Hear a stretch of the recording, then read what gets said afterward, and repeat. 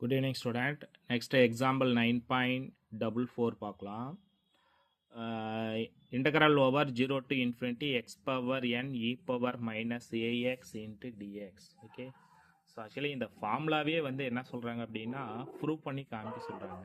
Okay, இந்த formula வந்து நமக்கு காமா இன்டெக்ரலுடைய ஃபார்முலா இது எப்படி வந்தது அப்படிங்கிறது தான் நம்ம ப்ரூவ் பண்ண போகிறோம்.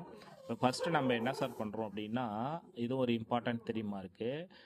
t is equal to ax. t is equal to ax. அப்போ differentiate with respect to x என்ன வரும்? dt by dx. அப்போ x பொறுத்து differentiate பண்ணா 1. அகைன் என்ன இருக்கும்? ஏவா.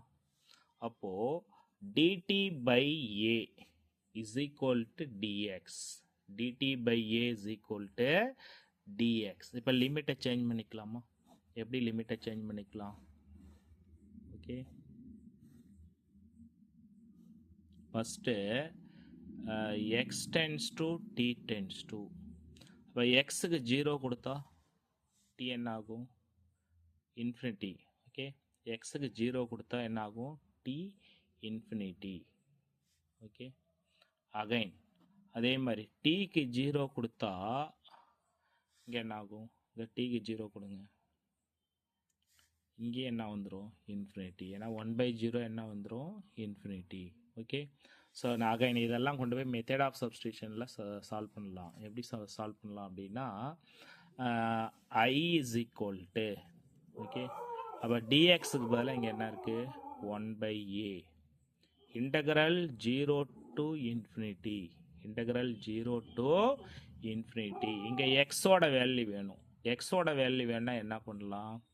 இந்த ஏவை இங்கே கொண்டு போனால் என்ன ஆகும்? டிவைட் ஆகுமா?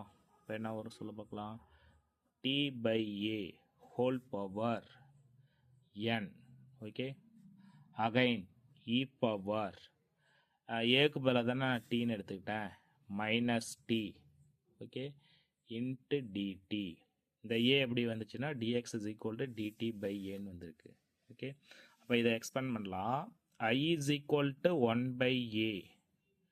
ஓகே, இன்டகரல் 0 டு இன்ஃபினிட்டி எப்படி எழுதலாம்? t power n divided by a power n. Okay, e power minus t into dt. e power minus t into dt. Okay, so அப்போ இங்கே மறுபடியும் நம்ம வந்து ஃபார்முலாவே அப்ளை பண்ணலாம். எப்படி சார் ஃபார்முலா அப்ளை பண்ணலாம்னா இங்கே என்ன இருக்குது? n இருக்குது, இங்கே a இருக்குது, a பவரில். ஓகே, அப்போ i is equal to 1/a power n plus 1 எழுதலாமா? ஓகே, அகைன் என்ன இருக்குது? 0 to infinity t power n e power minus t into dt. அப்போ மறுபடியும் அந்த அதே ரெடக்ஷன் ஃபார்முலா.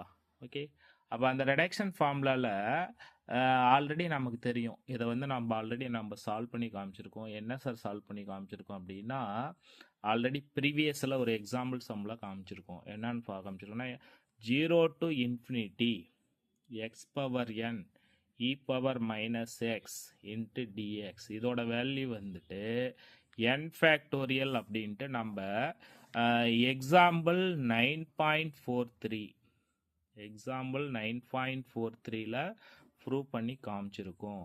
அப்போ இதோட வேல்யூ என்ன சார் அப்படின்னா n ஃபேக்டோரியல். இதோட வேல்யூ என்னது? n factorial. ஆல்ரெடி இங்கே என்ன இருக்குது? i இஸ் ஈக்குவல் டு சொல்லுங்க பார்க்கலாம் 1 divided by a power n plus 1. அப்போ இதுக்கு பதிலாக என்ன சார் சப்ஸ்டிட் பண்ணிக்கலாம்னா இன்ட்டு n ஃபேக்டோரியல். அப்போ i is equal to n factorial divided by a power n plus 1. n factorial divided by a power n plus 1. Okay, இதுதானே நமக்கு தேவையான reduction formula. Prove பண்ணிட்டோமா? Thank you student. Muthu maths YouTube சேனலை subscribe பண்ணுங்கள், share பண்ணுங்கள். Okay, thank you.